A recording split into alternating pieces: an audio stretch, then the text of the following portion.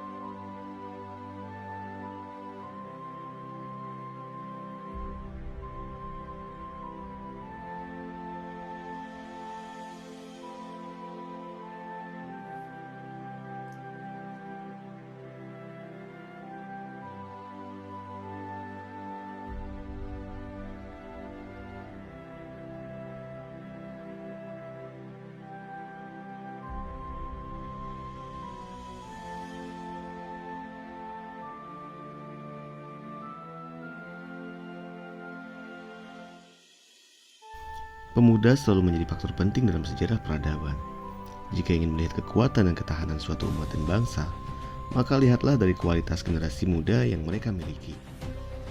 Rasulullah Shallallahu Alaihi Wasallam menaruh perhatian lebih kepada para pemuda mereka menjadi perjuangan masa awal Islam dengan semangat dan keberaniannya yang tak tertandingi.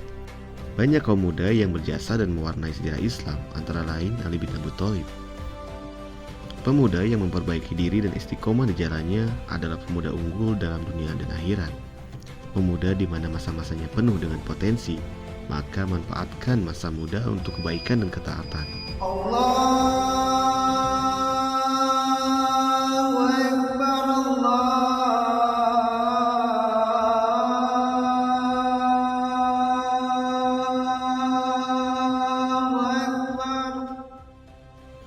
Rasulullah SAW pernah bersabda tentang 7 golongan yang akan mendapatkan naungan kecuali naungannya.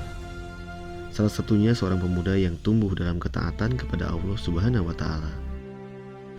Masjid bukan hanya untuk tempat ibadah, tapi masjid adalah tempat lahirnya peradaban Islam. Islam juga sering disebut agama peradaban. Masjid berfungsi tidak saja sebagai institusi spiritual, tetapi jauh lebih daripada itu. Masjid juga merupakan institusi pendidikan, sosial, pemerintahan, dan bahkan administrasi.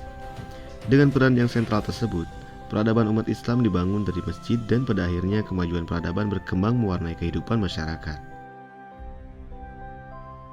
Di zaman Rasulullah SAW menjadikan masjid sebagai pusat pembinaan spiritual, pemikiran, aktivitas kemasyarakatan yang selanjutnya membentuk budaya dan peradaban, yaitu melalui Masjid Nabawi.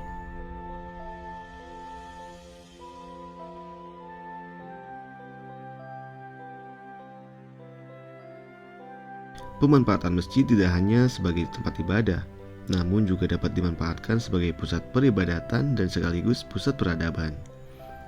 Hanyalah yang memakmurkan masjid-masjid Allah ialah orang-orang yang beriman kepada Allah dan hari kemudian, serta tetap mendirikan sholat, menunaikan zakat, dan tidak takut kepada siapapun selain kepada Allah.